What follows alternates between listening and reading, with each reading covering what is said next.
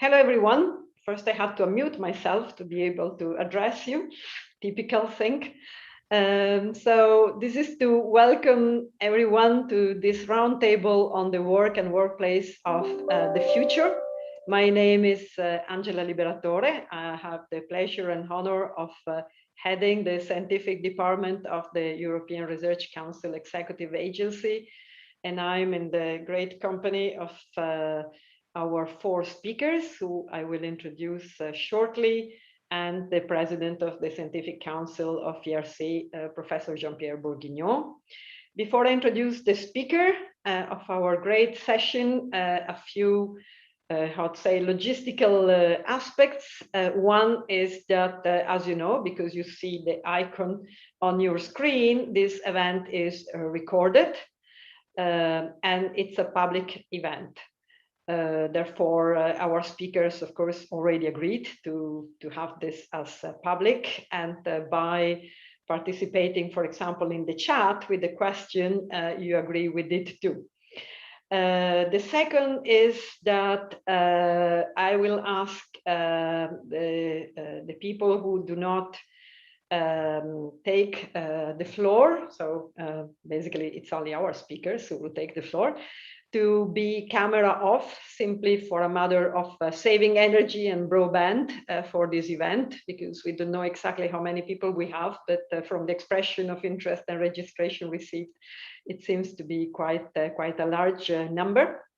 And the other is that the questions and answers session will be after all the presentation by our panelists, which means that it would be really very useful if when you ask your questions in the chat, you would say to whom you're addressing the question, whether it is to Darja, Tanja, Alessandro, or Davide, or maybe two of them or all of them, but please not all the questions to all of them, if possible. Sometimes surely you will want to address them to one person specifically.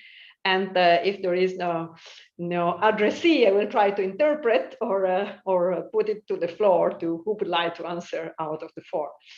So without further ado, I will tell you who our panelists are. I mean, you got some short bios, but I have the privilege to have a bit more bios for you. So our first speaker will be Tanja Van Der Lippe. Thanks for being with us, Tanja, as launching the round table. Tanja is a professor of sociology at the Department of Sociology of Utrecht University, and she's also the chair of the Social Science Council of the Royal Netherlands Academy of Arts and Sciences. And her research interests are in the area, broadly speaking, of work-family linkages, including work and care of men and women, therefore with a gender dimension. And Tanja has been the principal investigator of not one, but two ERC projects, the one called Sustainable Workforce, which seems to be already quite a program in the title, and the one on the work step. So Tanja will be our first speaker. Thanks for being with us, Tanja. Our second speaker is Darja Reuschke. My pronunciation is not exactly as it should be, but you're very tolerant. Thank you very much. And Darja is Associate Professor at the School of Geography and Environmental Sciences at the University of Southampton, getting there from Germany, where she had done her PhD in TU Dortmund. And the Marie Curie Fellowship that took her there. And Darja is very interested and does research on the future of work and organizational transformations with special focus on cities. And she's the happy, as you can see from the smile, principal investigator of an ERC starting grant called Work and Home, which is what basically you can see all of us are doing with our different backgrounds, one way or another. We will then have Alessandro Gandini. Alessandro is Associate Professor of Sociology at the University of Milan at the Department of Political and Social Sciences. And he started quite recently an ERC-funded project called Craftwork, which is studying the forms of neo-artisanal labor. We always think about the digital kind of jobs, but there are also artisanal kind of jobs, which might be digital or not, on top of many others, of course, in the context of digital transformation. And he has been recently publishing a book on zeitgeist nostalgia, on populist work and the good life, which deals with cultural conceptions of work and their change in the digital era. And he will tell us about meaning of work from a more theoretical point of view. Last but not least, or the ancient Romans would say dulcis in fundo, but of course we start with dulcis and we close with dulcis as well. So Davide is a prospective assistant professor in the Faculty of Architecture and Town Planning at the Technion-Israel Institute of Technology. He's a co-founder of Alidade. I don't know whether the pronunciation is really that one, which is a spin-out company from Cornell University in the US, focusing on developing next generation flexi workspace ecosystem. His expertise is in the intersection of architectural design, artificial intelligence, and human behavior. And Davide was actually not the PI, but the research coordinator, which we know also plays a very important role in an ERC team of the ERC project Next Gen BIN, coordinated by Professor Yehuda Kalay. And they also got a POC, a proof of concept grant to develop for their ideas from the point of view of the innovation potential. So this is what we have on the menu for our roundtable. And with this appetizer, I'll give the floor to Jean-Pierre Bourguignon for some brief introductory remarks. Thanks, Jean-Pierre, for being with us, and thanks to all our panelists. Thank you, Angela, for the introduction and also for setting up all this with your team. And thank you to the speakers for having agreed to contribute. Actually, my introductory remarks will be rather short, but maybe I want to stress three things. The first one is it's very interesting that anytime a topic becomes very hot, we look in the portfolio of ERC and we find great contributions. So this is one more example, and I'm very pleased and thankful to our speakers that they really help us to illustrate how much this is true. The second one is, of course, the pandemic we have been going through, and of course, the restraints or constraints that came with it really forced many people to really work quite differently. Actually, as a mathematician, I know many of my fellows who are used to work like this. I mean, they don't make a real difference between office and home. So actually, maybe I'm a small family for which it's actually new. It's just usual. But nevertheless, for many people, it was a big shock. And of course, it will leave some trace. Some people maybe will say some scars. I hope it will not be only scars, but also new perspectives. And for me, it's very, very important. That's my second point, that we look at this as really possible opportunities, but also using your work and really informed by your work, that it's very important to take a long-term view on this, that is not to be just confronted with a big crisis and then a big change, and then you're trapped in the big change. I think it's very important to look into this. And the last but not least is maybe something Angela will not like, is the fact that as president of ERC, one thing I enjoyed tremendously was working with the fantastic spirit of the agency. And I hope that we make sure that the new working condition will preserve this.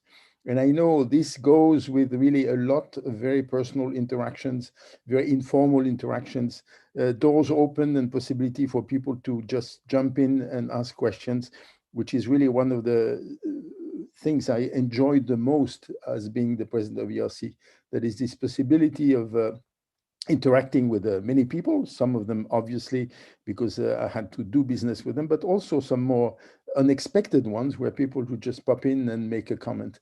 And I think for the good functioning of an institution, at least for ERC, I really enjoyed that tremendously. So I hope this dimension, which is in a sense very personal, very almost irrational, will not be lost, and I'm sure you can bring some light to this. With these words, I will stop and just let you say much more serious things than what I just said.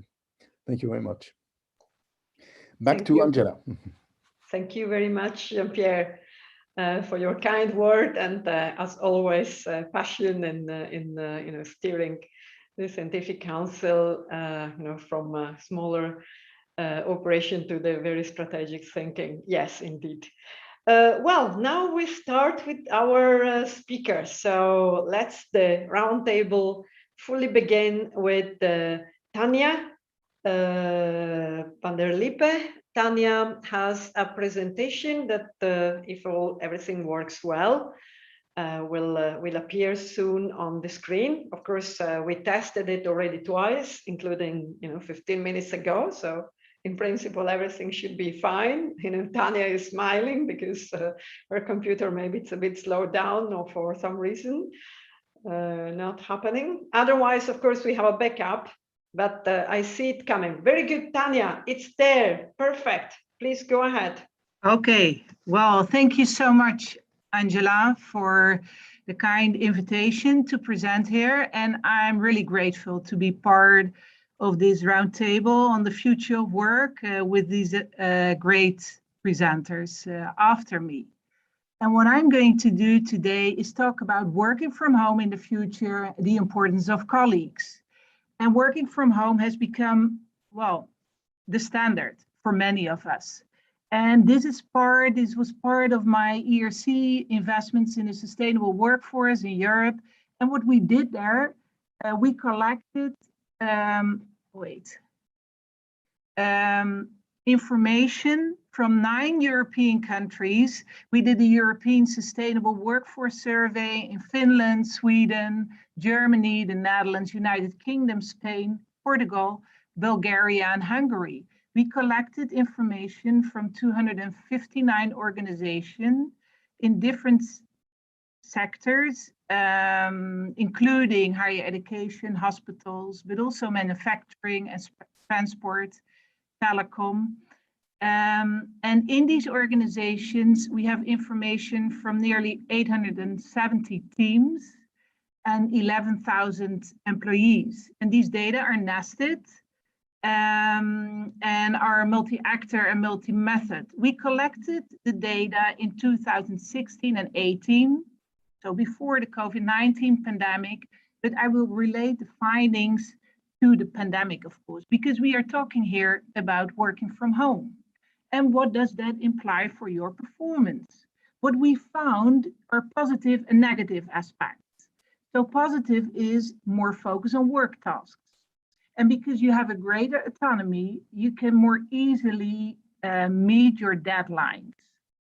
And you're also willing to put in more effort because you see it as you're grateful to the employer who allows you to work from home, and therefore you want to work harder. But there are also negative aspects related to that. At least what we found in our surveys is that the direct supervisor has no control. And employees have a greater opportunity of work avoidance. There can be blurring boundaries between work and family life, and that might lead also to social and professional isolation. So who do you ask your questions? And who do you drink coffee with when you are working from home? In addition to the employee, there is also the importance of the colleague, because performance is also dependent on your colleagues. With your colleagues, you interact and you communicate. But what do you do when you work from home? That's less easy, or at least less informal. We have all these Zoom meetings at the moment.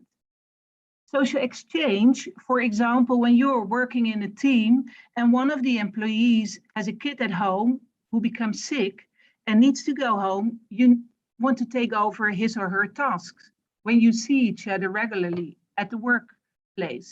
But now when you are working from home, this social exchange is becoming less and less.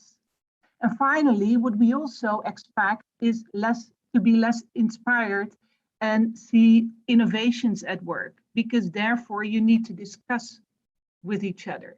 So we expect the more colleagues work from home, the less performance of the employee in the team. We tested these expectations using our large-scale survey. And what you can see here at the horizontal axis is working from home by co-workers. They can work 0% from home or up to 50% as a team from home. And at the vertical axis, you see employee performance. And indeed, what we expect, the more the co-workers work from home, the less the performance of the employee. Now, this is, of course, self-reported. So therefore, we also asked in our survey the direct supervisor, the team manager, how do you see the labor productivity of the team? So what you see here is team level performance indicated by the manager. And again, if the team works from home more than 8 hours on average, you can see that the manager reports less productivity than when the teams work, for example, never from home. And you can see that in the dark blue bar compared to the white bar. So indeed, working from home by colleagues matter for your own performance. Now, what does that imply? Oh no, first, gender. There are, of course, also gender differences herein, and I would like to stress them, because working from home leads to more work-family conflict for women and less performance, and that is because when they work from home, they spend more time on domestic work and care. Whereas when men work from home, we found they spend more time on paid work. So that is gender inequality. Now, what women need to be productive also at home and have less work-family conflict is role models. So they need to have other colleagues working from home. Now, for men, it appears to be in our study, and of course we published all these results, that an ideal work culture, so where the norm is to do overtime and work in the weekend, that once they start working then from home, that leads to more conflict. So men have another disadvantage from working from home. Okay, what does that imply is that the future challenges are then, we need to take care of the less social interaction. And that is especially true for newcomers. You might have seen it in your own teams because they don't know who to ask questions to. The older employees, and that was unexpected, they like to work from home. But the younger employees, and often the newcomers, they want to come to the office because there is what's happening and also to make their own career. So we have to be aware of professional and social isolation. Also, it leads to less inspiration and innovation. The blurring boundaries between work and family life might lead to new gender inequalities. So when women are going to do the housework and men more paid work, that clearly leads to new gender inequalities. Now, I haven't talked yet about digital skills, but we have been aware of that during COVID-19 pandemic.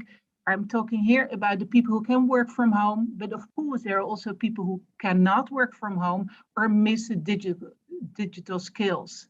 And it challenges the inequalities therein. Now, and then finally,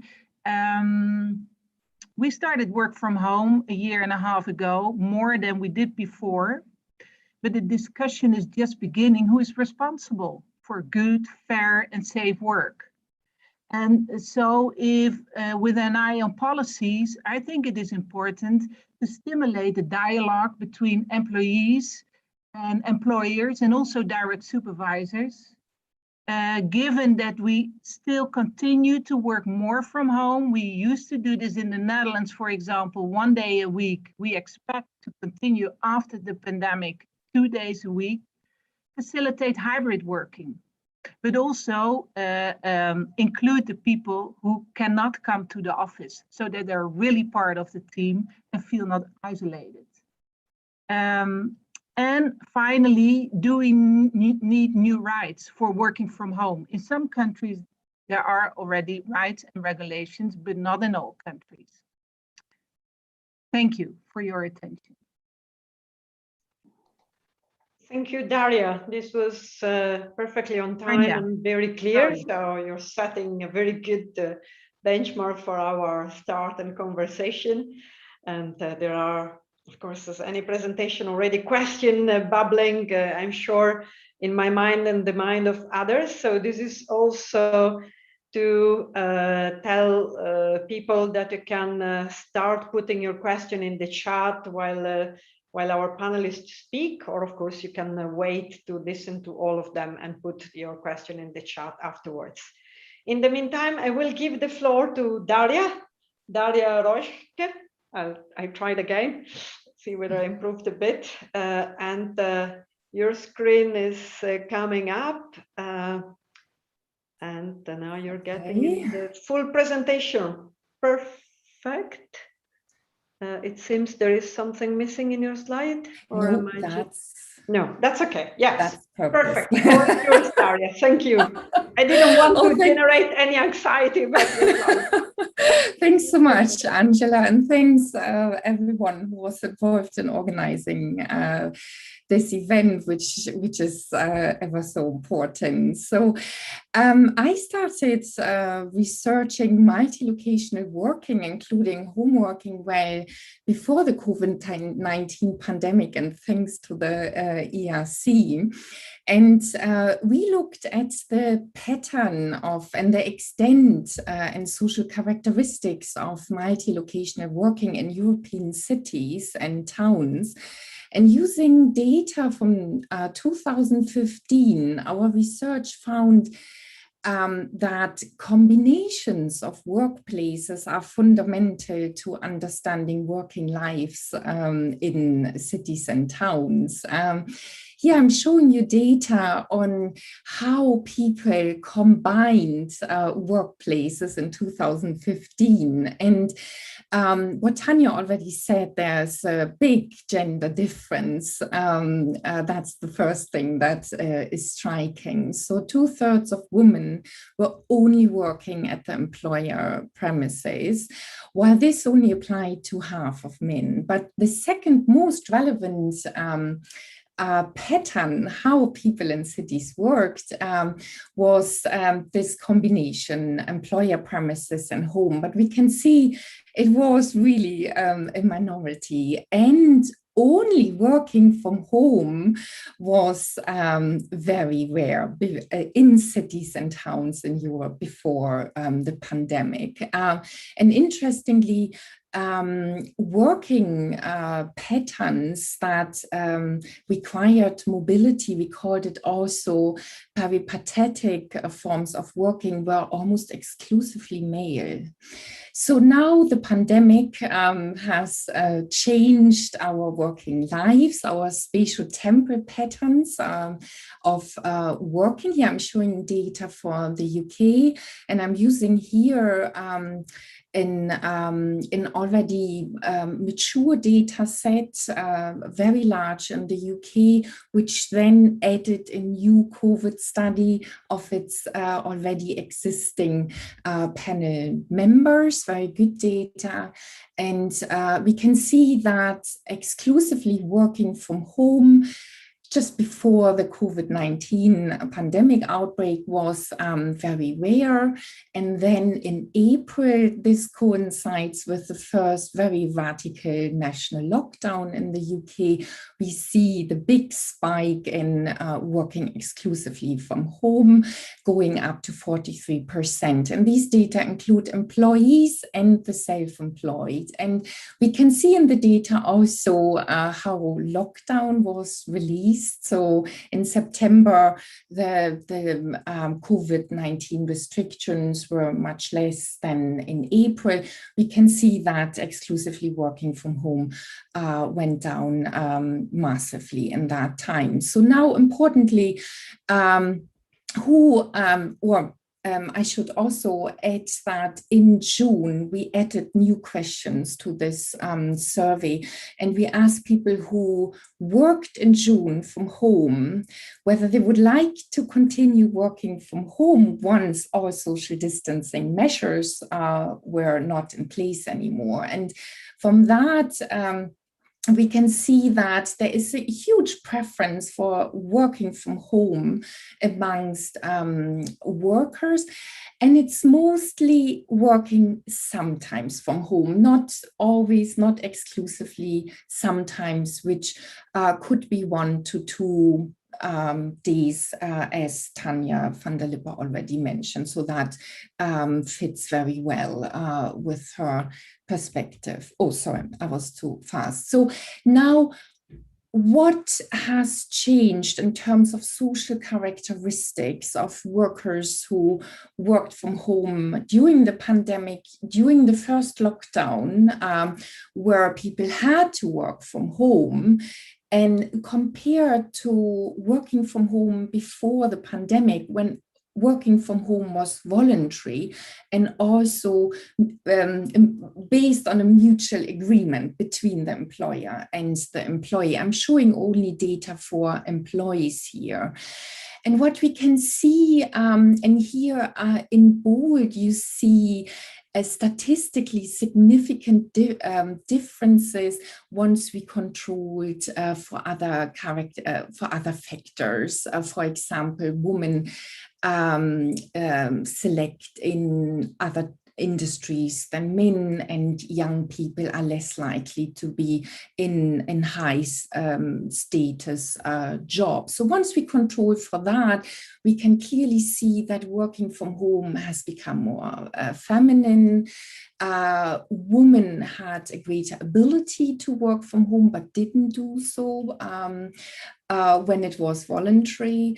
Working from home has become younger, much younger, as Tanja mentioned before.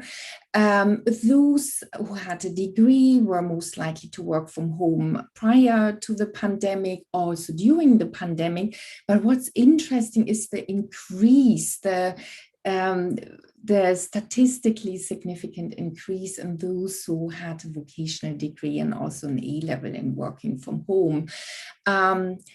Professionals were most likely to work from home pre-COVID, also during the pandemic. What's most striking, however, is that in administrative and secretarial jobs, we have seen the largest increase in working from home. And if you look to the right, it's manufacturing, finance, insurance, and also particularly public administration, so the public sector, education, social work, and human health, where there is a much greater ability to work from home, but people haven't worked from home to that extent before the pandemic. So here in the last column, you can see the gap between the ability and actual working from home. We can learn probably from how we go forward, how the future of work could look like from our work on creativity in cities. Here we used Twitter data in Brighton, and we used people who are most likely to be able to choose where to work. These are creative professionals, these are freelancers, they are not dependent on a job at an employer premises. And we use Twitter and their professional online persona Twitter account to see where they tweet from, which we then interpret as or take as a proxy where they actually work. Where are they creative? And here on the left-hand side in the map, you can see So most tweets came from what we call social meeting spaces, third spaces. These are restaurants, these are cafes, these are bars. And the second highest proportion of our tweets came from residential areas, and therefore we assume it's most likely to be the home. And then we also see co-working, which Alessandro probably will speak more about. People also work in libraries, very rarely in public spaces, also from natural spaces. And now we looked at how people combine working spaces. And our first type of, maybe that's the future type of worker, if people have the freedom to choose where to work, is really so a very modern, digital, creative type of person, working in cafes, so meeting people there, working in co-working spaces, in art galleries, in other leisure facilities. But then most people combined the home and meeting space, and here we can see a variation. Some tweeted equally from these spaces, other much more from cafes, restaurant, bars, and sometimes from home, whereas others were mainly from home. So to conclude, what does this tell us for the future of work? What are the implications? We can see in the data there's a big potential for working from home in the public sector, in education, in administrative jobs. There will be, again, if workers can enact on their preferences, there will be an increase in multi-locational working. And this will also have consequences for working lives. We need to think about opportunity spaces, and we'll have women, for example, access to networks, as Tanja already stressed. And combining workplaces rather than only working from home, as our research has shown, particularly the combination of working from home and in social, so-called third places, is essential for creativity. Okay, thanks for giving me this opportunity to share my research. Thank you very much. Thank you very much, Darja. And I'm sure that this combination of places where we work will solicit question and other reflections. We now move, as you can see, it's a perfectly gender balanced panel. So after two gentle ladies, we are going to have two gentlemen, and the first of those will be Alessandro. So Alessandro, you have also a presentation that you will share. I do. It seems to be. And it seems to be working. Yes, let me just try and make it full screen. No. Okay. Don't worry, Alessandro. I think we oh yes, I think we can try again. It's gone. We can try again. It should be now. Perfect. Now it's perfect, great. Alessandro. So thank you very much, first of all, to all people at the ERC for this kind of invitation, and I'm very glad to be here. As has been said, my current role is that of a principal investigator of a just started ERC project on craft work, which is focusing on the relationship between identity and work in the context of the broader question and debate on the future of work. So basically, within the boundaries of this project, I ask and research about the revival of artisanal and craft production in the digital economy, and focus on the meaning of work, as I said, in the context of this project, to try and understand whether this revival, this move towards pre-industrial forms of production that are restyled to the modern era, actually has a relationship with the attempt to find new meaning in work activity as a result of a sort of socio-historical perspective where in which this particular novelty can be located in relation to a job market that has progressively entrepreneurialized and also in a slightly negative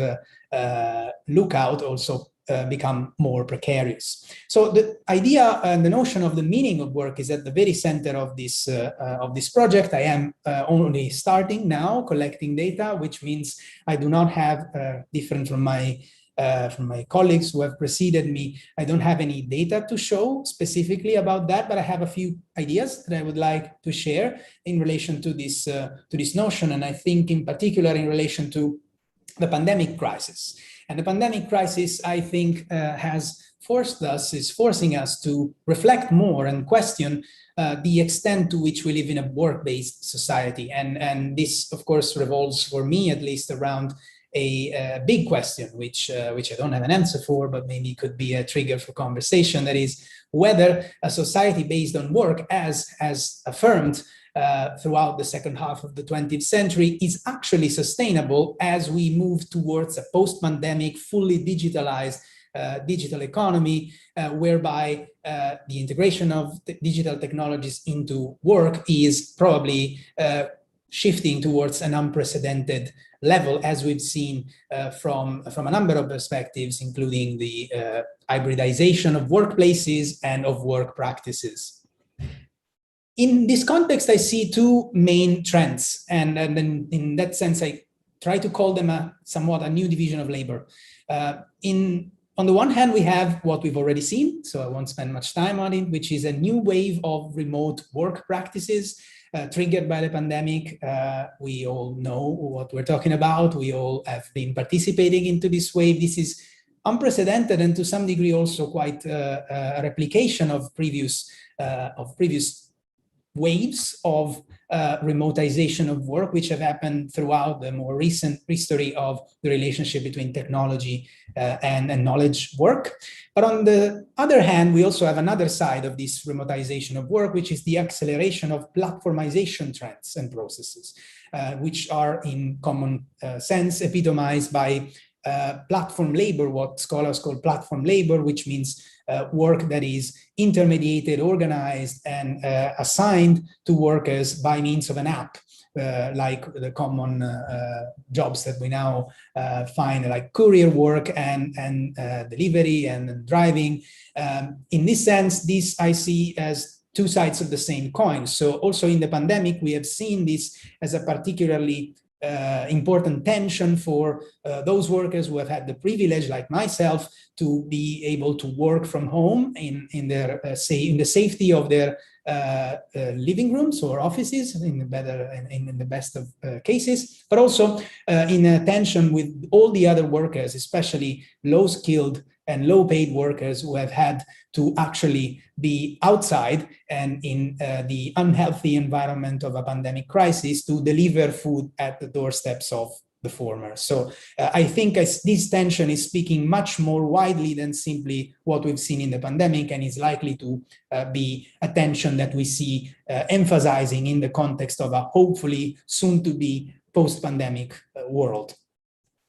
And it is interesting that as we moved towards a sort of fully digitalized workplace and work practices, throughout the pandemic, we've also seen some counter movements. And one comes from Italy, which I'm researching at the moment, which is this, which has been called South Working, which is a movement promoting essentially to move to the south of Italy to work remotely and exploit this idea of working through digital means without being necessarily present in offices, to enjoy actually the villages and seaside locations of our country, which was a big buzz in the mid-2020, but it seems to have faded. And then the question then becomes why?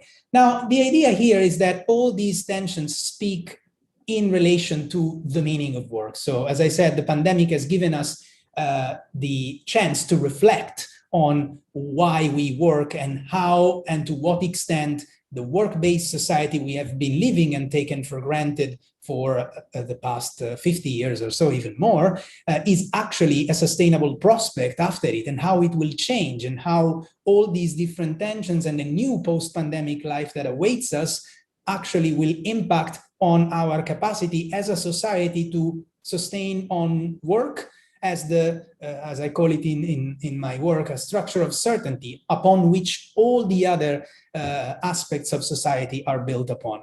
And I would like to end with three, in this dimension, with three ideas to consider.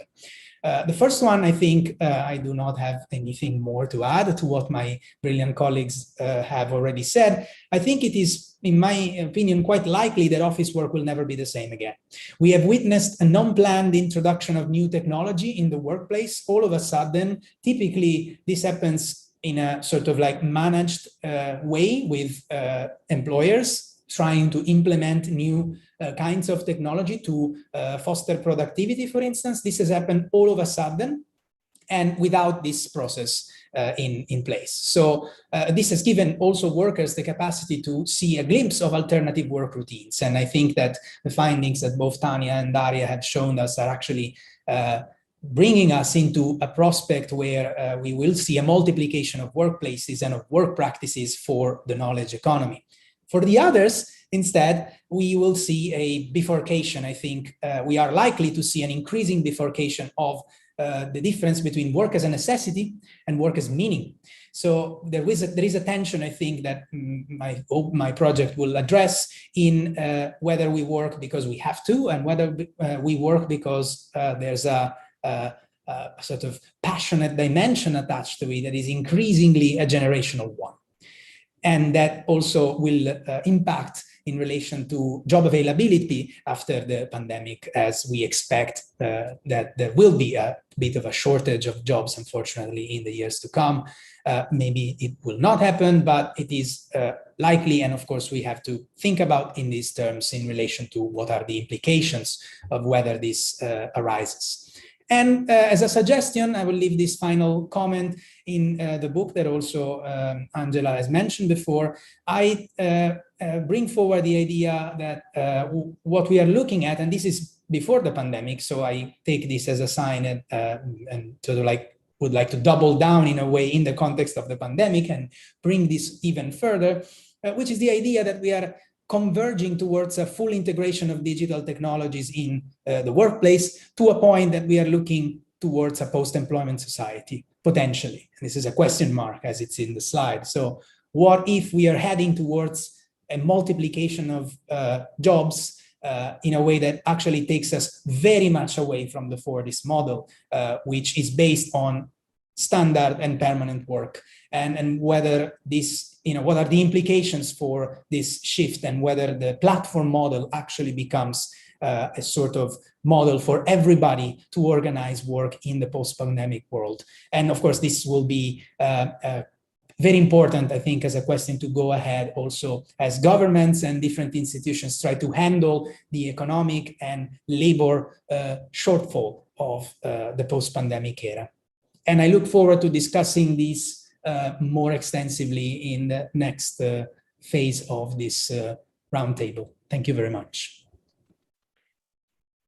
Thank you to Alessandro Gandini for your presentation. Actually, I'm a bit concerned with your last point, because in your first cover, there is somebody preparing tagliatelle, and this is not something that can ever be digitalized. Hopefully, unless for somebody with my own background, that would be really critical. Okay, jokes aside, we move now to Davide Schaumann for the last presentation. Davide, yes, I'm sure you have your presentation yes, fully sharing set it now for us. Here it goes.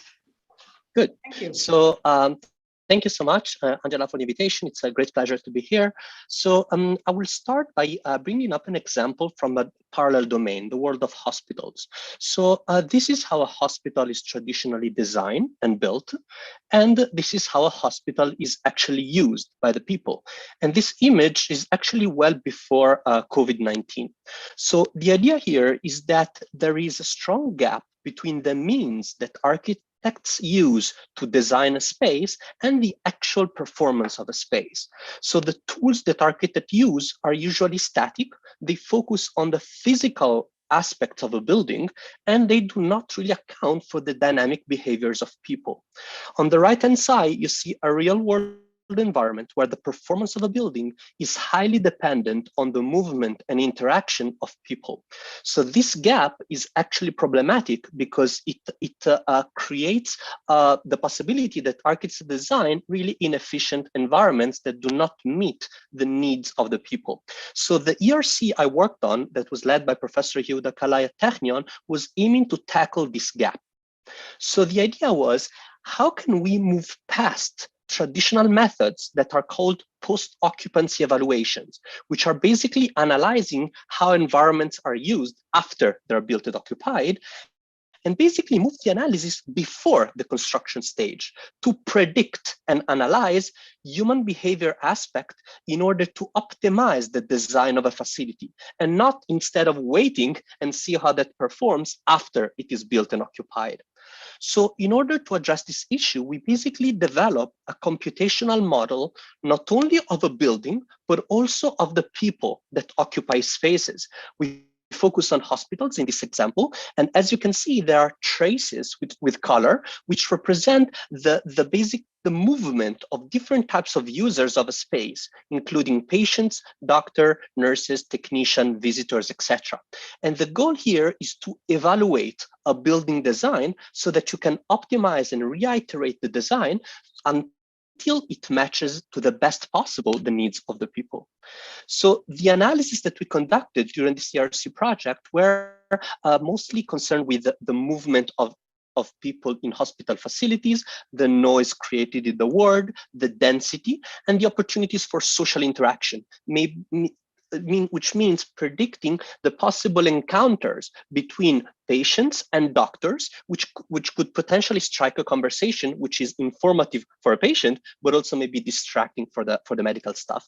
And in this COVID time, more recently, we extended the set of analysis to account for a social distancing index that computes the probability of people to be too close to each other and basically infringe upon safety rules.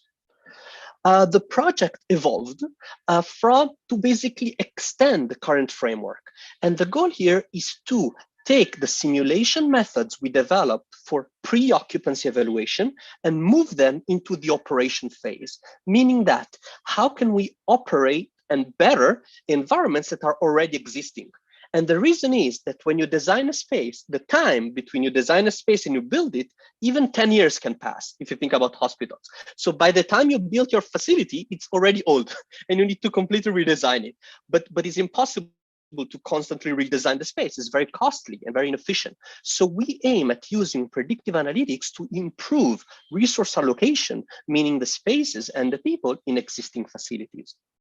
Now, taking back all these kind of concepts into the world of workplace to address the future of work, we believe it is very necessary to repeat the same pipeline inside workplaces, starting from understanding how people use offices, both in the pre-pandemic time and also right now, since some of the companies already started repopulating offices. The goal is twofold. We want to understand how spaces are actually used. And we know that in the pre-pandemic world, offices were used usually 55% of the time. So lots of assets were completely unused. So we want to understand how much spaces are used and who are the people that go to the office, what space they need, when and where. The goal is to take the data and move it across the funnel into the pre-occupancy evaluation and basically understand who are the teams that are going to the office, what are their needs in terms of spaces, how much meeting room they need, how many social amenities, desk, etc. The goal is to use predictive analytics to right size a facility before again it is too late and there is a lot of space that is unused, or on the opposite side, you may build not enough space so that people required spaces that are not available. finally, the last piece of this triad is the day-to-day operations management. We expect, because of high volatility, and this is the main challenge that is happening in a post-pandemic world, we don't know who's going to come to the office, when, and to do what. We need to be able to address peak demands of some assets at specific times. You can imagine Fridays to be a day when less people are going to come to the office as opposed to Tuesdays. So how can we manage peaks such that we kind of flatten the curves so that spaces are usually at all times? Why? Because the risk is that you build a lot of space that is unused, but then when you need it on Tuesday or Mondays, there is not enough space. So this is the challenge of the future workplace, we believe. And as you can see, I put in parentheses the word flex. So critical components to operate workplaces, in our view, is the idea of flex. So you've probably heard a lot about WeWork, Convene, and all these other flex operators, and also about flex or hybrid office. But here we would like to give a specific definition of flex. So we define flex as an ecosystem whereby some teams in the office have some dedicated space that they can always use, or that they always use and that they sometimes use, and these are the different teams, and there is a space that is shared, which is in the middle. So the goal is to give away rarely used spaces, namely 12-person meeting room, the assets that you use once every month or something like that, you give them back such that they are shared across people. And then everybody can have access to a lot of spaces when they need it. This looks simple in the diagram, but is very complicated and very sophisticated because many owners of buildings do not know how to actually implement that. It is very sophisticated to manage flex facilities because you need to have technology in place to regulate access, to manage price, and to manage access on a need per use base. In transportation, lots of technologies have already been developed. Imagine when you buy a flight ticket, there are dynamic prices per each seat, and the price changes every second, even depending on demand. So some of these type of concept will likely be implemented in real estate to manage the volatility of people. So to be able to capture the peaks demand for some assets, but all the capabilities are still need to be developed. So I would like to conclude this brief introduction by leaving you with a question, which is the question I keep asking myself is, how does the office post-pandemic look like? How do we design the office in the long term? And how do we operate in the short term, right, every day or every week, so that we can meet the volatility of occupancy, because we really it's very hard to predict who's going to come and when, and also to meet the dynamic needs of the occupiers, which go to the office to be productive, to have a positive experience, and to boost social interaction. Thank you, Angela. I'll give the word back to you. Davide. I gather that you leave us with this question that, of course, yes. You should be a victim of it, because we will ask you then to tell us a bit more on how you think we can answer that question itself. We have already a couple of questions, and I see colleagues did forget to ask to whom they were addressed, but in the sequence I know one is for Tanja and one is for Darja, and please for the others say which speaker you would like to address, and I have already some preset questions that we had to kick it off. I would like first of all to do something I didn't do yet. I was planning to do it at the end, but you never know who will leave or arrive, so I prefer to do it twice, which is to thank the colleagues who have been preparing this roundtable together with me. We spoke about co-working, co-creation, how colleagues are important for each other, and so the speakers clearly know, and all our colleagues and other people listening, that this roundtable could not take place if I didn't have working in this operation our excellent colleagues Carmen Fernandez Garcia, Helena Mingarelli, Pilar La Cruz, Giovanni Torrisi, Honorata Jakubowska, Seva Samokalov, and the great support of Paolo Borghesi, who is the man behind all the platforms. We spoke about platforms, and Ares Diller, both from our communication unit and Maria Siamos, who also helped at the beginning of this. So thanks to all colleagues for the great commitment. And as Jean-Pierre said, yes, it did all start with, we are quite sure we have in the ERC project portfolio some excellent projects telling us about what we should gather as let's say best available evidence on what happens to work and workspaces. And I think, as Jean-Pierre said, we did deliver once again. Yes, we found the 4 of you and even more. So without further ado, if you agree, I will actually start with the first 2 questions that came from Darja says that in her view, both questions are for Tanja. Let's see. So I will ask both questions to Tanja. They came in a sequence that I think it could be 1 and 1. So Tanja, you'll start the dance with some question, and then we'll take it from there. And please, colleagues and anyone in the audience, I say colleagues in the broad sense of all those who are attending this roundtable, please put your question. So the first question is from Alessandra Ferrari, and she's asking Tanja, when you looked at employees' performance, which you addressed in your talk, did you look at it in terms of quantity or quality? For example, the number of tasks versus the quality of the tasks? That's question number 1. Yeah, very good question, Alessandra. How we do this is for employees, we have these items, well-tested battery of multiple items. And in this case, they focus on task performance. So I would say it is more or less a combination of a number of tasks and their quality, but maybe more because it is self-reported about quality. So we ask, for example, do you finish your tasks on time? Then we also have other questions, and that is, do you move beyond what is expected from you?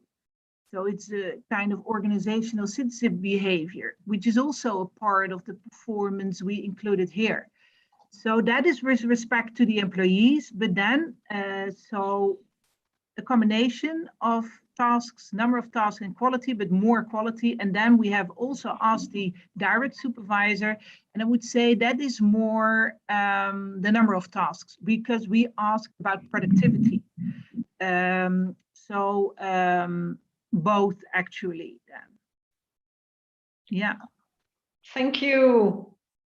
So let's go to question number 2 then. And question number 2, Inge, by Inge Ruigrok, is the following.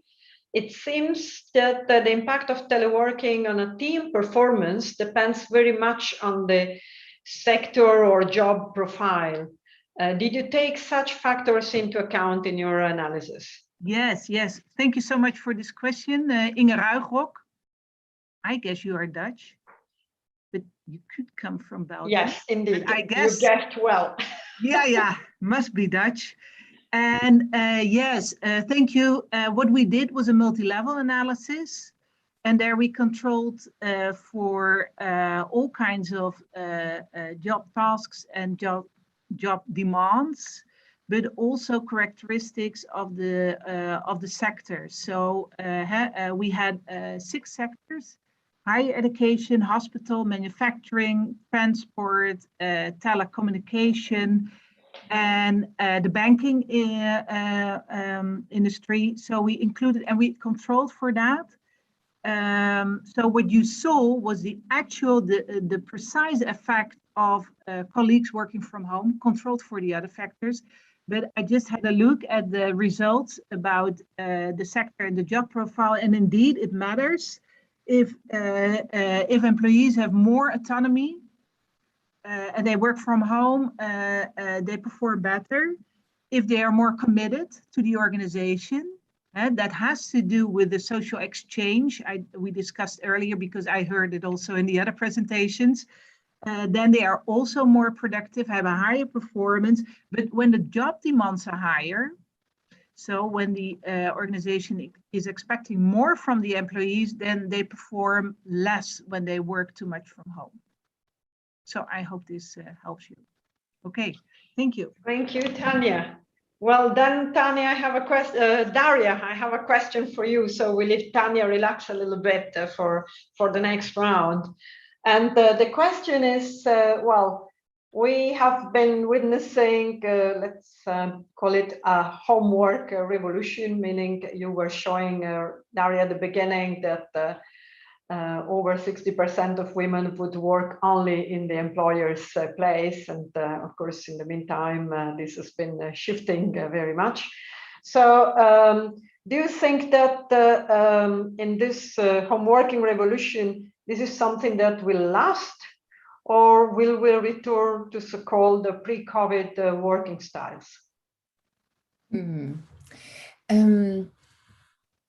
The self-employed have worked from home to a large extent pre-COVID. So the change has been really for employees. For the self-employed, actually, during the pandemic, working from home went down because of drop in demand.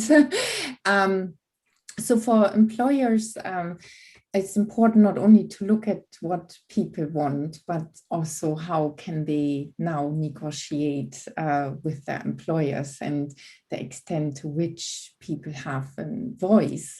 So just now from observing how some large organizations who we expect can embed home working very well, like these big global tech companies, so already are very experienced with digital technologies and working from home. I mean, they are even resistant. So now I mean, the largest or the largest number of organizations are actually small businesses, and it would be quite relevant to look what they are doing now, and we don't have data on that.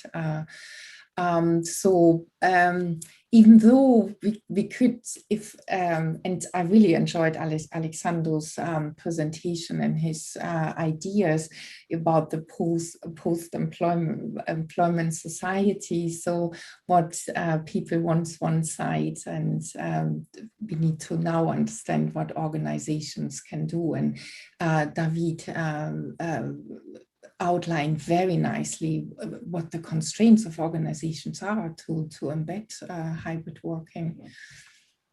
So unfortunately, I cannot give a clear answer. There will be a change, and but it might not be the revolution. So I guess that this converges with something that Alessandro said. I mean, we are not going to be working as before, at least surely not in the offices, but whether this is, a permanent revolution, well, we should first understand exactly, the direction of it and the shapes of it, and depending on the type of works and the spaces and the constraints and so on, we might have several different ones, but surely, our homes are somehow now also a workspace. In some cases, this was already the case. In many other cases, it was a first. So that's maybe something that will take us in something of partly irreversible. Let's see. That will be part of our analysis. Okay, well, I see a number of questions floating in the chat. I knew. So there is a question from Jerko Markovina, who asks something to all the speakers along to a concept that Davide expressed. So Jerko is asking, did any of the speakers research the concept of personal space and people's attachment to certain spaces? It is similar to what Davide said. People tend to use the spaces as they like, not as planned. So I don't know whether Davide would like to expand on his own, or whether any of the other panelists would like to answer the question from their own perspective. Voilà, Davide, take off. Yeah, let everybody, if somebody wants to start, or maybe I can start and then open the floor for discussion. Yes, so the idea of personal space and territoriality is very well established in the field of environmental psychology, etc. People tend to be attached to some spaces, and there are so many dimensions to this question that I'm going to start to tackle it from maybe the design perspective or the space perspective. And one example is the corner office. The symbol of having the corner office with a window is a symbol of of power, etc., which is translated directly into the design of a space, and people really get attached to that status of power, etc. Now this happens at every level. Of course, everybody gets attached to the things. Now, what we've seen is that everybody understands the benefits of translating into a flexible space the way I described, but it's very hard from a cultural perspective, which is exactly, I believe, what the question raises. From a cultural perspective, are people ready to give away maybe their spaces they're attached to in order to this kind of greater system of the sharing economy? And I don't have a strong answer here. I think more research is needed. But what I can say is that some cultural shift in organizations are needed in order to explain to people what are the benefits of translating into a mental model. Why? Because if you give away to your desk you're so attached to, you have access suddenly to a wider range of social spaces, nooks, phone booth, meeting rooms on a per need space that we will make you more successful. Now, the question is everybody or not everybody? Again, more research is required to understand personal preferences and the individual dimensions. I don't know if the other speakers have maybe can tackle the question from their perspective as well. Tanja, please. You have to unmute yourself, like me at the beginning. Thank you. Is it okay to add something to this? Because I've never researched the space, but given what Davide now told us, I'm certainly going to do that, because I think it is a very interesting part of work of the future, working from home. And it is a bit similar to what we are studying, and that is related to segmentation and integration of employees. So I will explain it shortly, and maybe then you can tell if that is indeed in the same line. So integrators, when you're sitting at home or in one part of the office and you get a phone from another part of the office or from a colleague, then you're able to, or at home, you can answer that phone call. And then after that, you can relax again at home or at the other part of the office. But when you're a segmentator, then once you are at home and you get a phone call from the office, you need to answer it. But afterwards, you are not able to relax anymore, because you want to segment these spaces actually. So work from home. And so you cannot sleep, for example. So that comes to my mind when we are talking about personal space. And what we've studied is the influence of integration and segmentation on performance and working from home. And it appears to be the case in the COVID-19 pandemic, it was much better to be an integrator, because there were blurring boundaries between work and family life. So then integration led to less pressure than segmentation. Now, and that, in a way, I feel it is similar to the spaces you are talking about, Davide, but correct me if I'm wrong. So I just thought it's nice to add that. Thank you very much, Tanja. So we have also a dialogue within the panel. So clearly we will have more and more ideas. Darja, did you raise your hand to also provide an answer? Please go ahead. Yes. Linking to the question about people's attachment to spaces, and there was now a new question on, there are so many now, how organizations should now react, what should they, how can they better support the increase of home working, and linking to this discussion how to produce flexible spaces. And So one trend in office space was the hot desk, and this links to this attachment to space. So I haven't researched this, but others have. And so people want to personalize their space. So that is something very important. And this also links to productivity and then creativity. So that seems to be quite important, not now to think that if we create for these hybrid workers hot desking, that this will be a solution. So we have to think differently here. Mm-hmm. Thank you, Darja. Well, let's go with the other question. We have some. So Diana Francisco is asking Davide, how does the data to fit the model design needs to be collected? Questionnaires, tracking up, sensors in buildings, camera. So how do you predict the models that you told us? All of the above. All the above. It's a great question. In order to calibrate predictive model, you need a wide variety of sources of data, some of which is very complicated to get, especially the cameras from privacy reasons. So the goal is there is no secret single source that will give you all the information. It has to be many sources, and the sources need to be combined to make sense of the data. Questionnaires, definitely. It's one good way to collect data from at the employee level or at the team manager level. But we know the limitation of surveys. The people say what they think they do sometimes, and not always the truth. And also but it's very important. So questionnaires, definitely. Tracking apps, there are different types of apps. You can measure, for example, the access points of the Wi-Fi. So this is anonymized data. You just need an ID of a cell phone that access a wireless access point at some point in time. This is one way to collect data about who was where and when. Other types of sensors include cameras, but they do not capture your video or your face, etc. They just capture whether you are in the space or no. This is similar to an occupancy sensor. So it's a yes and no question. Is there anybody or no? And you can count people inside the space.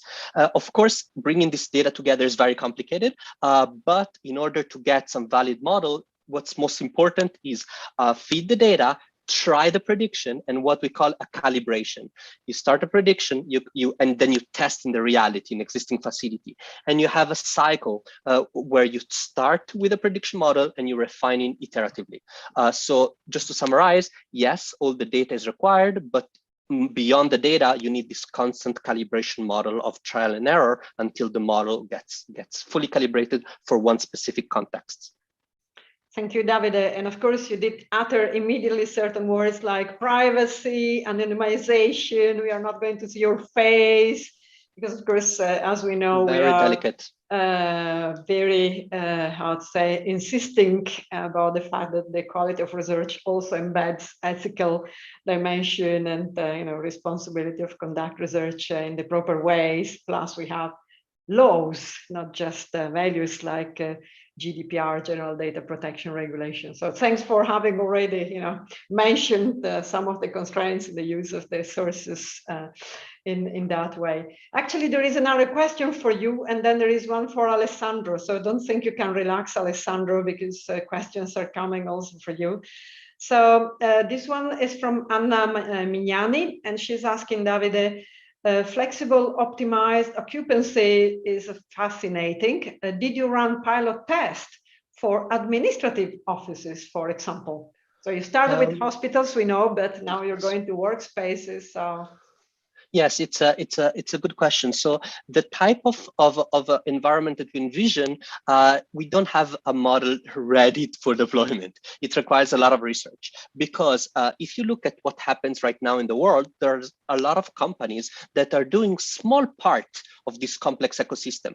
There are companies that, for example, monitor access and tells you, okay, if you want to access this meeting room at a specific times, I will give you access to that space at that time. So there are already solutions, a commercial solution that addresses this type of aspect. And there are commercial solutions that let you book a desk in advance. And if you think about WeWork and all these type of companies that operated this model for many years, they have some of the technology in place. However, the type of ecosystem that we're talking about, where you basically can predict occupancy and basically do this dynamic management of peaks, is not yet existing. Hence, it needs more research to develop the platform before it can be implemented. So hopefully I will be able to get back to you in a couple of years with some strong data to support this claim.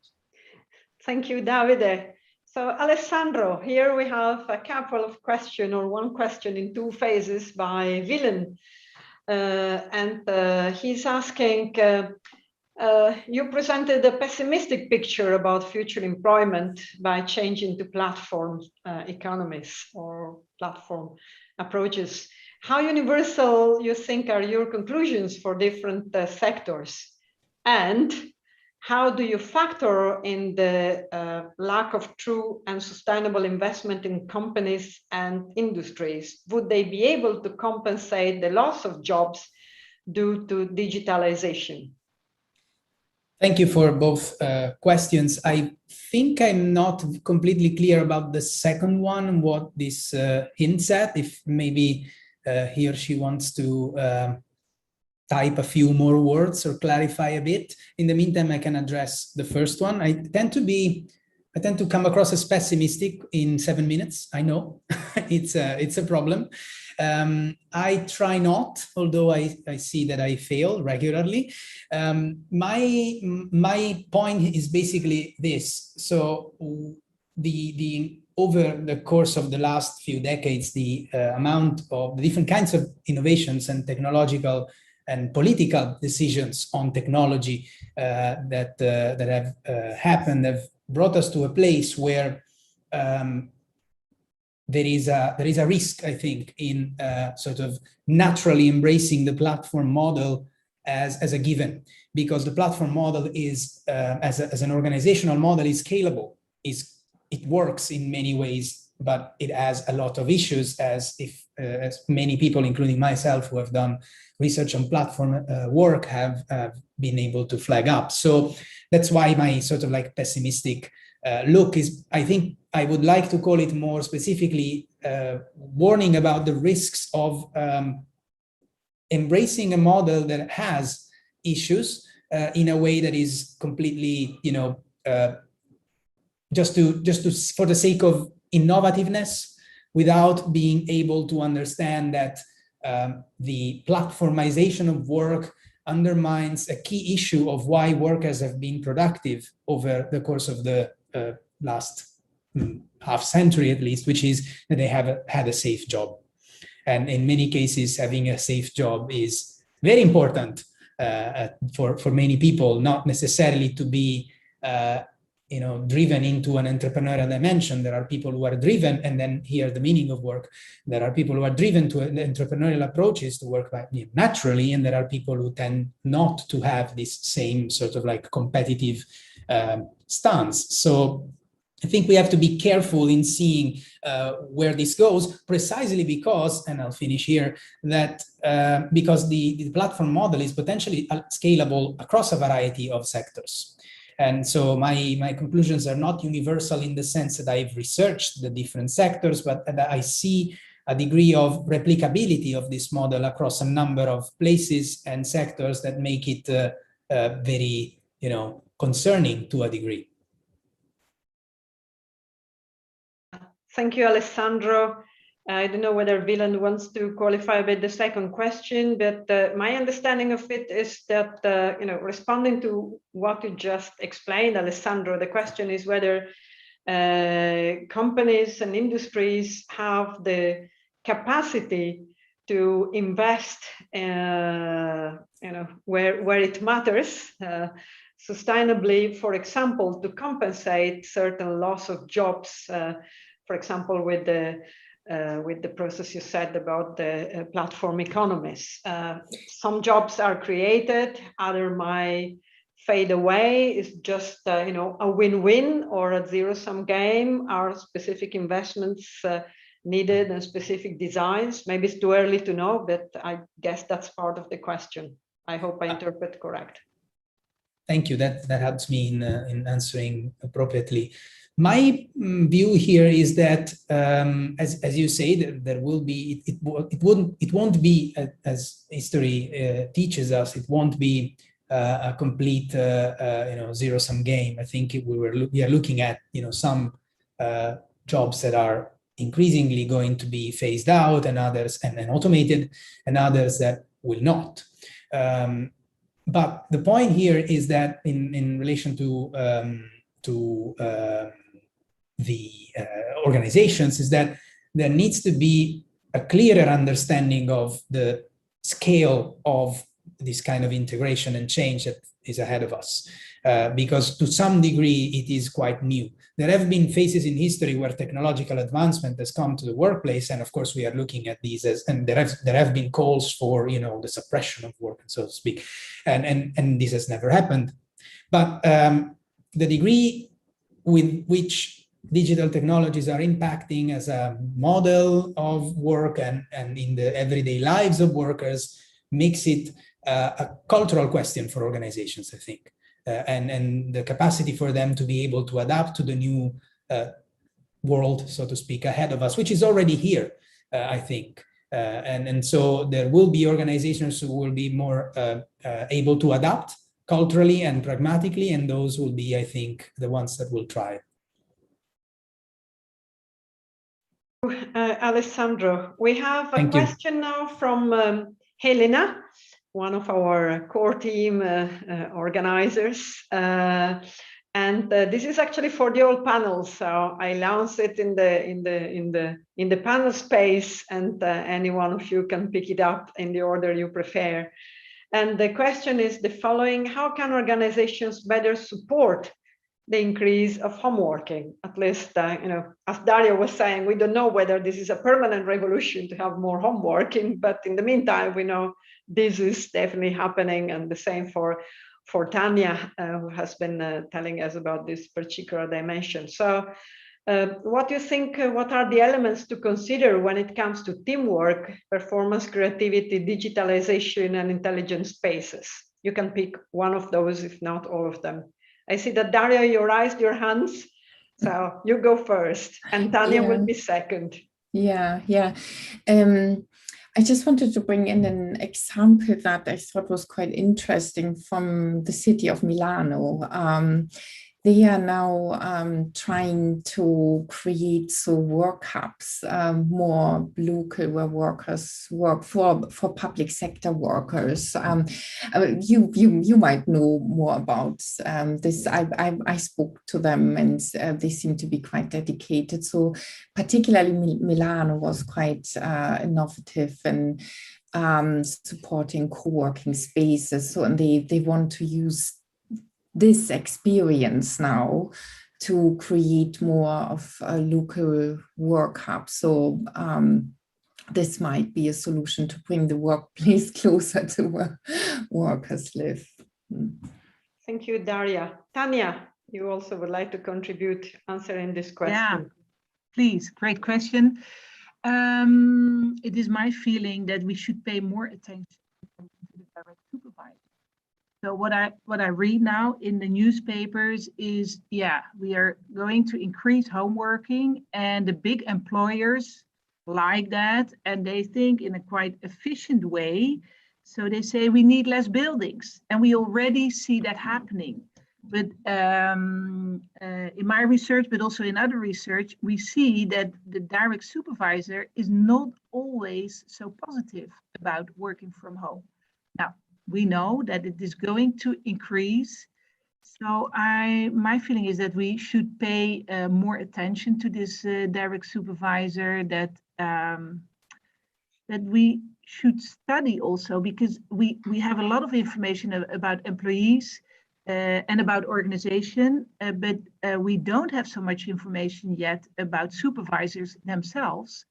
So we should study how they want to control or work together, cooperate with their team members, and how they can do that in a optimizing way. And we can do that using surveys, but since Davide is also talking about more computational techniques, I can imagine that you also study the processes then, that you analyze how often the managers, the direct supervisors interact with their employees, how they do that, etc. That's not my lead, but I think it would be really important for the near future to have a better look, better know about the direct supervisors. Yeah, thank you.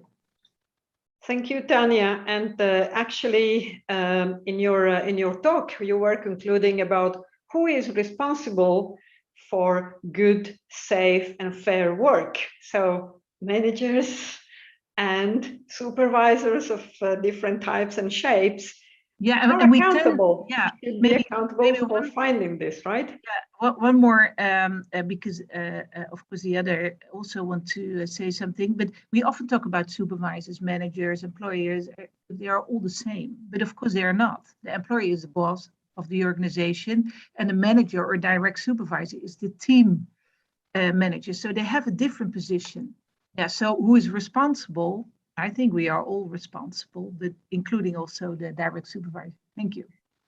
Thank you, Tanja. Very, very good. We have now another question for Alessandro from Diana, and this is the following. Any thoughts on the relations between the meaning of work, which you have been addressing, Alessandro, and the depersonalization of the workspace, like dynamic workspace of desk and style? We were speaking earlier about attachment to spaces, and this is not only about liking a space and that's it, but of course it speaks also to, let's say, more profound dynamics. I know some sociologists that we know, Zygmunt Bauman and so on, spoke about the fragmentation of society and so on. So do you have any insights for us from your theoretical work or the work you will empirically do about this relation between meaning of work and depersonalization of space? Well, previous to the ERC grant communication, I was also doing a bit of research on remote work on this, and this specific question came up when it came to those workers who were actually able to enjoy more of the remote work practices, and there were two different tensions, so to speak. On the one hand, where the people were totally happy to be in their home space, and typically those were people who did not have kids or any care responsibility, and the other side was people who were very happy, and then at some point stopped being happy and wanted to go back to their own workspace because it is unbearable to work from home as a matter of concentration, as a matter of being able to actually, distinguish between work that you can do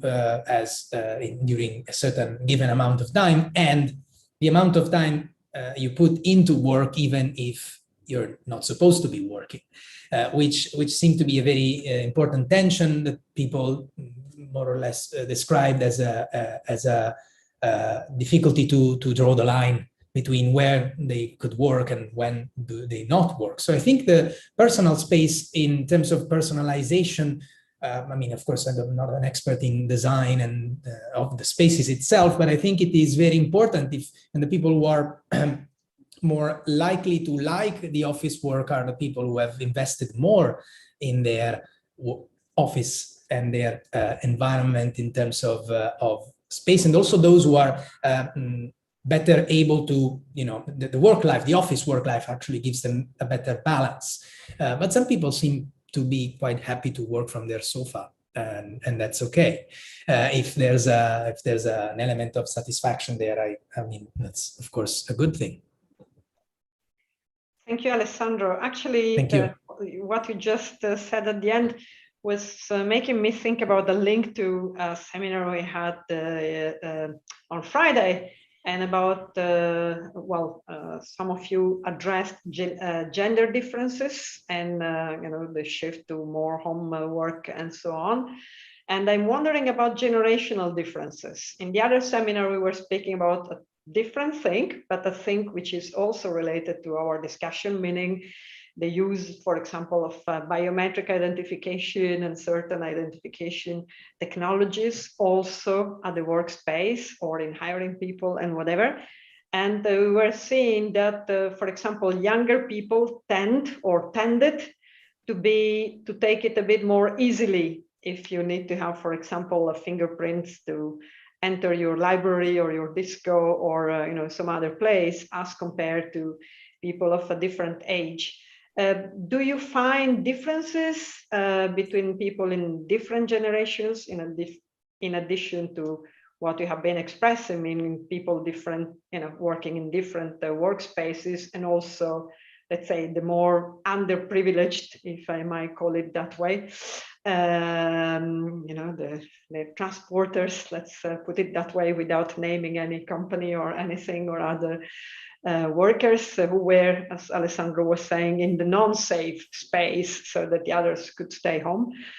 So do you see something which also speaks to different generations being maybe more or less, attached, for example, to secure jobs or precariousness or digitalization? That's for Alessandro, but I think it's for any of you who would like to respond. That's a complex question. In terms of the meaning of work, the existing research we have, and is one of the things that I would want to empirically research a little further, is that there seems to be data that point to a slightly more independent trend with regards to younger workers. I have, and this has been, I think, to a degree wrongly interpreted. There have been somehow research also that has shown that younger workers tend to like more the sort of like independent and entrepreneurialized kind of work trend. I don't see this as necessarily a generational thing, because they're more, of course, there is an advantage in being more accustomed to certain digital technologies. In terms of the necessity to be in the context of biometric forms of control and sort of like that, there is a bit of more softness, I think, on the side of younger workers who tend to see these technologies more in the dimension of a trade-off. So if I like social media, more or less, if I have to access this, I have to do this, and in exchange I have to do that. I mean, what can I do? And but I don't see, in terms of approaching work, I don't see a big generational difference in that sense. I think the difference, if we want to articulate it generationally, the difference stands in expectations. There is an increase, try to say this in decent English, there is an increasing expectation as we go down the age range that work is not going to be stable. It's not going to be safe. It's a more like the economists would say, a sort of self-fulfilling prophecy. So, younger workers do not expect safe jobs on the other side of their university and other sort of like educational career. They start with a given that, only a fraction of them will be able to be experiencing safe and stable jobs. So if there is a generational trend, I see there, but as I said, I'm doing a 5-year research on this, which means I will have more on this in 5 years.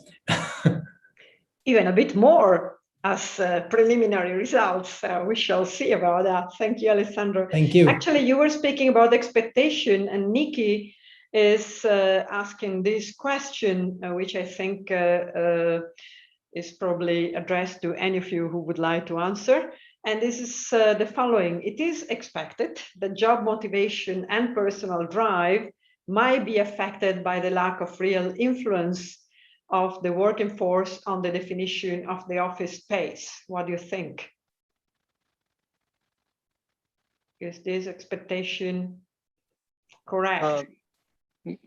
maybe Alessandro, I can start, and then maybe you can follow. I can start maybe from the design perspective. Yeah, Davide, please. So traditionally, yes, employees. I mean, as far as the architect's job has been concerned, always work with the people that will occupy the space. There are sessions called envisioning, where you bring workplace strategists, architects, and people representative of the different user groups of spaces to work together and envision the space together.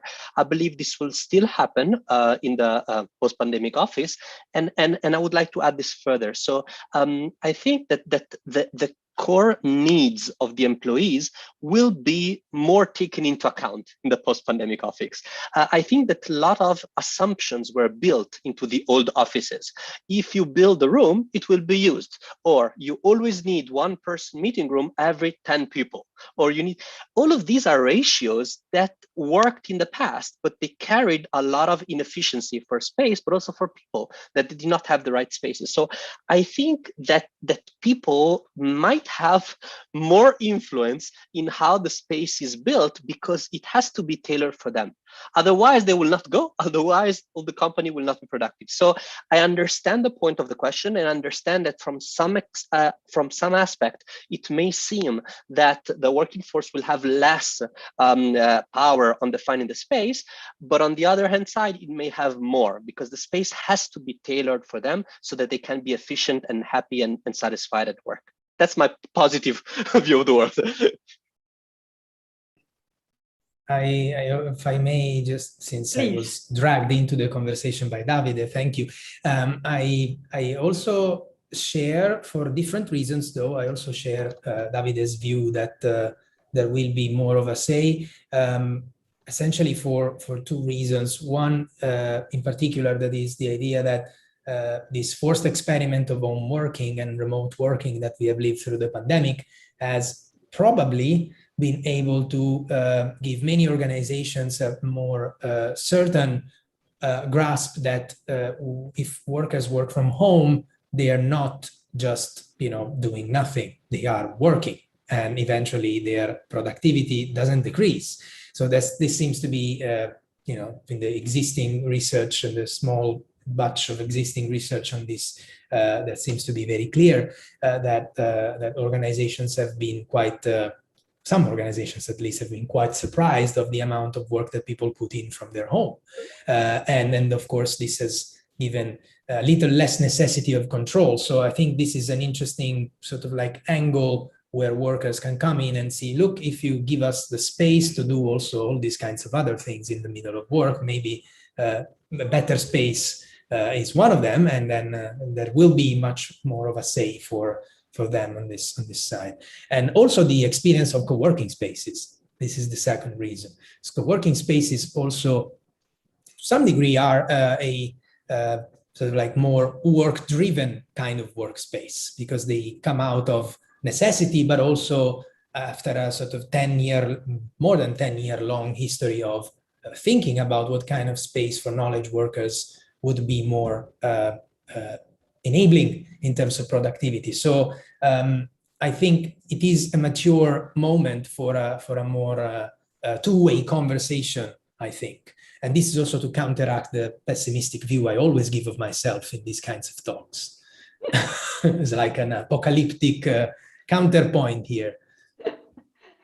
Thank you, Davide and Alessandro. Thank you. I have actually here two questions, which it's an interesting little case of digital solidarity, meaning Jerko is asking two questions on behalf of other colleagues, and in particular Katja. So the first is for you, Tanja, of those two questions, which have been delegated to. And this is, with efficiency gains expected from organizations, what would you advise since you reported efficiency loss with more working from home? Yeah, good point, colleague of Jerko. Because it's not easy. I think there's a short term and a long term. So what we have seen over the last year and a half is that maybe working from home increased productivity. But what is going to happen in the long term? Because it didn't work out well for newcomers at the office. They don't know how to interact, where to find the people working at the office when they are all working from home. So indeed, we found efficiency loss. So my advice would be a tailor-made approach. So where you take into account that there are newcomers at the office, that there should be a mentor, an older employee who's, well, a more experienced employee, sorry, I have to say, who's going to help the new employee in the office. The composition of the team is important. So and we're also already at the beginning, it is not, so now it is you work from home, point. But then you need to decide how much as a team are we going to work from home, and on which days of the week are we going to work from home, and when do we have our discussions? Do we have a hybrid mode of working or whatsoever? So I think the composition of the team, a tailor-made approach, and then for the long term, I think if we continue to work like this, working from home, 60% of the week, then now it is efficient, but we lose on innovation and we don't get inspired anymore by colleagues, everything on a screen. So for the long term, there needs to be a good balance between working from home and working at the office. Okay, I hope. Thank you, Tanja. And I think this connects very well with one of conclusions by Darja, when she was saying we need to, speaking about locating creativity and the need to combine spaces, the home, the workspace, and the third places, right? Darja, you call them that way. So I think, as you're saying, Tanja and Darja, we will need to find not one size fits all kind of approach to how we combine spaces depending on the teams, the functions, the type of jobs, and so on. Darja, you want to comment on this?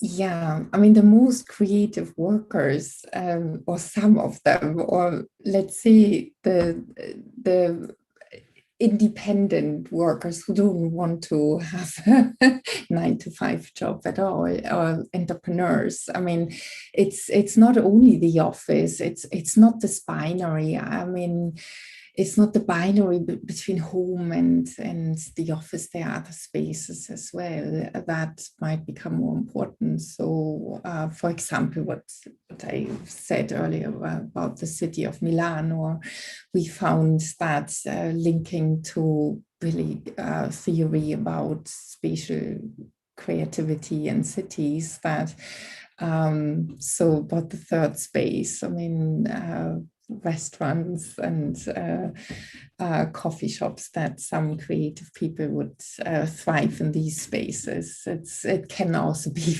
outside the office. Sure, and art galleries and artistic places. Yes, indeed.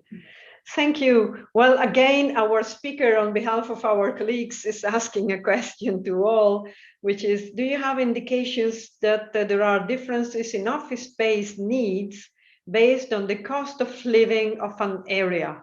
I guess this is more for the geographer, but I also see Alessandro nodding, so I don't know who would like to start. Space for offices and cost of living in an area. Do you see relations? Darja? It's anecdotal. I don't know whether we have evidence on that, but just from observing, I mean, particularly now, Google workers were complaining about the new regulations at the headquarters, so in the most expensive, in the area with the most expensive living costs. So would support this hypothesis. And also in London, it's commuting cost, and in this very centralized system in the UK, and with so many high-paid jobs being concentrated in London, we had way before COVID this situation that people got off the escalator, how it was called, and this from anecdotal evidence, this has increased. Yeah. Mm-hmm. Thank you. Anything to add, Alessandro? You were nodding, or you're just happy with the response by Darja? I'm definitely happy because I was about to mention London too. So I think that is a very good example. I think in relation to what I said, my angle would have been that the pandemic has shown us that the kind of London model, so to speak, where you have people concentrated in high, dense conglomerate cities where you have, and this is a overall economy of, an app that does your laundry and then, working like 12 hours in an office and then go back home with, getting a food delivered on your doorstep and so on and so forth. This was something that people was seemingly doing without, taking all of this for granted and without thinking about it. And the pandemic has broken this link. And I think now people have been questioning a lot more about whether that would actually make sense. And now, having worked from home a little while, that was something I was hinting in my presentation. There is a glimpse that was not really necessarily mandatory. I mean, we were, mandated to do it, but more or less, we adapted nicely. So, and there is a different way of doing the same job now that people have been experiencing. So, and of course, many people have talked to, also anecdotally in this case, over the course of the last year and a half, have told me, yes, I've been stuck in Paris over the past year and a half, and it's a swindle because I'm paying 1,200 for a studio flat when my friends in the countryside have been enjoying, a better lifestyle. And office space and home space, just to echo Darja's point, are complementary, are not just on a practical level, but also on an ideal one, on a conceptual one. Thank you. Well, there are other two questions, and after those, at least if there is not the last one that comes in the meantime, I will, then give the floor to Valdemar Kut, our director, who joined in the meantime. So the question that I have now, it's actually very interesting. I think it's quite a deep philosophical question that comes with somebody with a background in engineering, if I'm not wrong, George. And the question is the following. People got a job pre-COVID under specific conditions. How far can the changes, the changed post-COVID conditions go when the emergency is gone? Is there any comment on the legality or morality of the extent of the pursued change? So basically you get a job, right? You have certain conditions, then COVID comes, the condition change. And the question is this reversible? If not, how much this can be considered justified in terms of workers' rights and so on and so forth? I don't know who would like to endeavor to answer this question. Silence. Smiles. I could, but I could go on for hours. I'm not sure if that's something you want me to do. So, but maybe you can try the beginning of an answer and the rest. Try the beginning of an answer. I think this is something that should be discussed at a policy level. That's my answer, and should not be left to individual cases and companies, especially in the context of the EU framework. I would like to see this addressed in a broader sense, because it is an issue, and of course it is an issue. Of course, for workers, as I tend to see more the side of workers in my research, but also it is for organizations, and for some reason also legitimately so. So I would see with favor that this different, this transition is actually, that basically was my whole point. This transition towards a post-COVID workplace and work environment is actually something that we talk about before it happens on our backs, and then we just deal with the consequences. Thank you, Alessandro, for being brave and starting. Oh, Tanja, another brave. Yeah, panelist. because George, we all are, of course. Yeah, this is a complex question.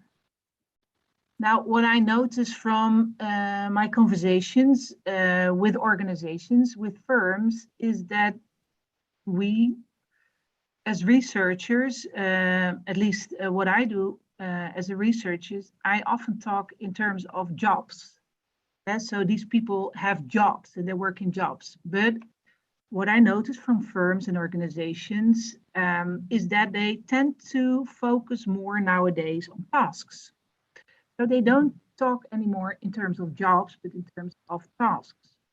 Well, and there could be the solution then, because that is also what happens when automation takes place. Maybe you have the feeling that your job disappears, but certainly some tasks will remain. And this is also how these organizations talked about this when we discussed automation. So employees get new tasks, and combined, we could call that again a job, but they just speak more in terms nowadays of tasks. So that might relate a bit to your pre and post-COVID jobs, or maybe better, tasks. Yeah, okay, thank you. Thank you, Tanja. Okay, let's go to our last but not the least question, open space. From Diana, what is the data suggesting regarding employees' motivation and efficiency performance in the open space? That's maybe something, Davide, you can start. I can start and then happy to pass word. So mixed result as far as I read. So there it has some benefits at maybe the real estate level where you can shrink the personal space of people, but it has very sometimes problematic consequences for the employee in terms of the elements I can think of is noise, privacy, and there was a third one, I think distractions also. So in terms of these three elements, I think the experiment of open plan offices have been not successful. I think before we completely discard the solution as a failure, I think that there are systems that can be put in place that may complement this type of solution with an additional set of, for example, access to other types of spaces, what we were discussing before. And I think that some co-working space operators have been successful on that front. So I think, first of all, it depends on the type of worker. It depends on the task the person needs to do. And also it depends on what surrounds the office ecosystem. Is it only an open space without any access to other types of facilities, or also it's complemented with access to other facilities? I'll leave the floor open maybe for other speakers to just jump in and maybe integrate the answer. Thank you, Davide. So we are back to the complementarity of different spaces, depending on what the needs are, the tasks are, and how the people can best work with themselves and with others. We started the seminar about the importance of your colleagues, our colleagues, to be able to work well, both in terms of productivity and how we feel in teams. Any addition to this point? If not, I will give the floor for concluding remarks to Valdemar Kut, who joined us, the director of the European Research Council Executive Agency. By the way, today is the deadline for an internal survey of our own staff. I don't know whether Valdemar will say something about that, so I will not spoil his conclusion. He has the survey in his hand, I see. Valdemar, the floor is yours.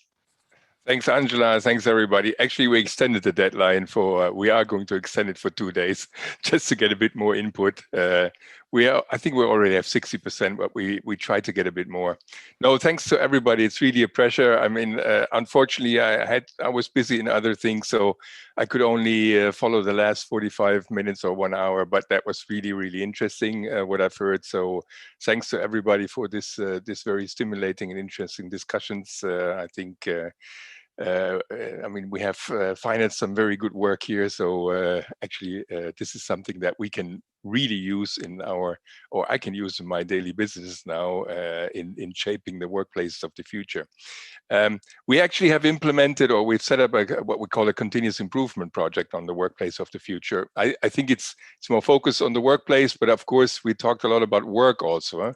I mean, the workplace of the future has also to do with the way we manage, we work, you know, and there are lots of facets in there. And I think what I followed in the last 45 minutes was also a lot about this. So this is very important for us, of course, because I mean, I want to keep a motivated and also a productive workforce there, and we all need that to finance the next generation of ERC researchers, and excellent ones. And I think that's our task. And just talking about task, and that's what we want to do. I mean, the task is the most important one, and we'll adapt to how we work and how we do our work.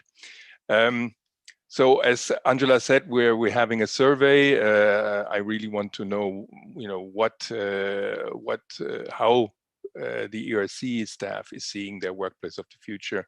And the last couple of questions, I mean, there are various ways. I mean, from open space to shared offices and shared desks in time, in space. I mean, the permutations of what you can deliver are so numerous that everybody, I think, is a bit, let's say, confused at the moment. So I think we'll do a lot of experimentation before we find out what is the best way of doing it, and it's going to be different for different organizations. So I'm looking forward to this. And of course, we have a commission that has promised to be carbon neutral by 2030 in its own operation. So that's something that is going to also be one factor that fits in environmental objectives.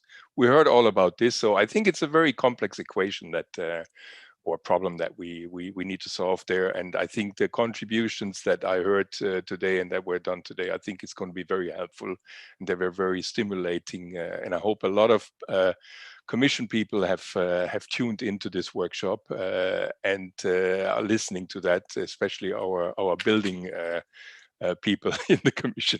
I hope they are there. So many thanks again to everybody. Many thanks for this excellent contribution. Many thanks to Jean-Pierre Bourguignon and all the scientists and all the great ideas that were presented in this workshop, and we'll make use of it. And thanks again. Thank you, Valdemar. I think we are in perfect timing to thanks again and again. I would like to really thank Carmen, Giovanni, Helena, Honorata, Seva, Paolo, Aras, and others for organizing this in a period of great work pressure in our organization. But the point was we cannot not hear the science we are supporting, and the scientists we are, you know, if I can say, breaking our neck at work to get you have this excellent science going without listening to you and some of the evidence while we are experimenting, as Valdemar was saying, with all this changing ourselves, as so many of us in the workforce in different places and tasks and configuration. So thanks to all, and thanks to the colleagues who have been offering questions and comments and insights. That's definitely a process, and I guess in 1 year or so we will see things how to say, with certain patterns and trends that will be confirmed, and others that will change again in the meantime. So again, thanks to all from us, and thanks also to Valdemar, because when he says that he will take something into account, he tends to do so. So it's, you know, he will have access to all the papers and so on, so that this can be factored in our internal analysis. Voila, the seminar is over. Now it will be for Paolo to tell us when we will be actually off from the recording and public. So for the time being, I think we can just mute ourselves and switch off. And again, thanks to everyone, and thanks to Paolo for telling us. Bye. Thanks you. Everybody. Bye-bye. Thank you. Bye. Thank you, Angela. Bye. Thanks to you all. Thank you.